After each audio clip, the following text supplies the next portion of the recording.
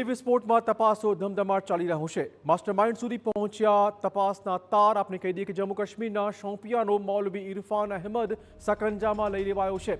ડોક્ટર્સના દિમાગમાં ઇરફાને જ ઝેર ભર્યાની આશંકા છે. ફરીદાબાદમાં આતંકની ફેક્ટરી બનાવવા તેનો પ્રયત્ન હતો. ડોક્ટર્સ અને મેડિકલના વિદ્યાર્થીનું તે બ્રેઇન વોશ કરતો રહ્યો. ફરીદાબાદમાં હથિયારો અને વિસ્ફોટકોનો મોટો જથ્થો પકડી પડાયો અને તે જ દિવસે દિલ્હીમાં ભયંકર વિસ્ફોટ કરી નંખાયો. સમગ્ર મામલે તપાસના તાર જમ્મુ કાશ્મીર સુધી પહોંચ્યા. જમ્મુ કાશ્મીર પોલીસ દ્વારા 7 લોકોની ધરપકડ કરાઈ છે, જેમાં શોપિયાનો મૌલવી ઇરફાન અહેમદ પણ સામેલ છે. સૂત્રોની વાત માની લઈએ તો એ જ ઇરફાન છે જેણે ડોક્ટર્સનું બ્રેઇન વોશ કર્યું હતું અને આ પ્રકારની પ્રવૃત્તિમાં ઉશ્કેર્યા હતા.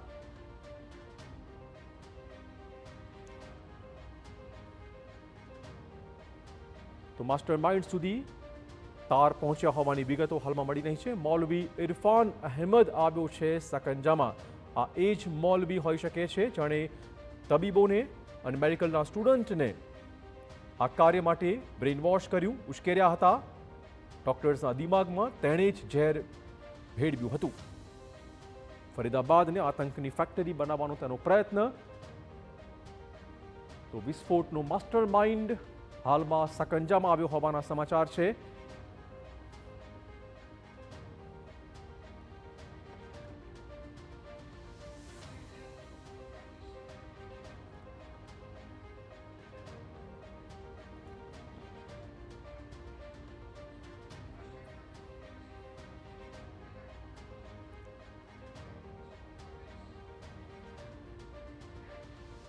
અને હવે આપણે બતાવીશું, જણાવીશું કેવી રીતે આ માસ્ટર માઇન્ડ પકડાયો અને તેણે કેવી રીતે તબીબોનું બ્રેઇન વોશ કર્યું હતું. આપણે કહી દઈએ કે ફરીદાબાદ મોડ્યુલ પાછળ મૌલવી ઇરફાન અહેમદનું જ મગજ હોવાનો ખુલાસો થઈ ગયો છે. આ એ જ મૌલવી છે જેણે બ્રેઇન વોશ કર્યું હતું, ઉશ્કેર્યા હતા.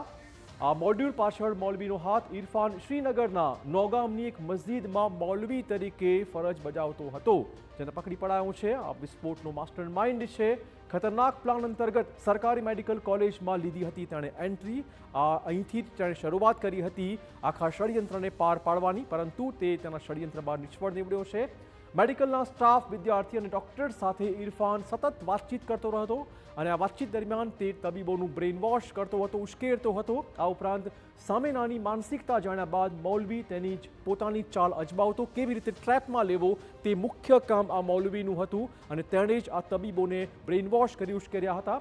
લોકોનું બ્રેઇન વોશ કરી જેહાદનું તેમાં દિમાગમાં ઝેર ભરતો હતો અને તેમાં જ આવી ગયા હતા કેટલાક ડોક્ટર્સ અને તેમણે આ અંજામ આપ્યો છે. આપણે કહી દઈએ કે ઇરફાન અહેમદ જૈશે મોહમ્મદથી ખાસો પ્રભાવિત હોવાની જાણકારી પણ મળી રહી છે અને માટે જ તેનું દિમાગ એ દિશામાં ચાલતું હતું. વિદ્યાર્થીઓને જૈશના વિડીયો બતાવીને તેને ઉશ્કેરતો હતો આવા કામ કરવા માટે, આતંકમાં જોડાવા માટે.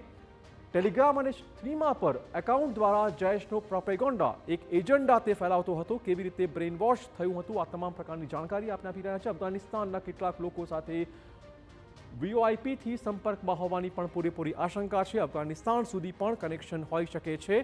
ટૂંકમાં વિદેશી કનેક્શનની હાલમાં તપાસ ચાલી રહી છે. ફરીદાબાદની મેડિકલ કોલેજમાં નવા મોડ્યુલનો ઇરફાને પાયો નાખ્યો.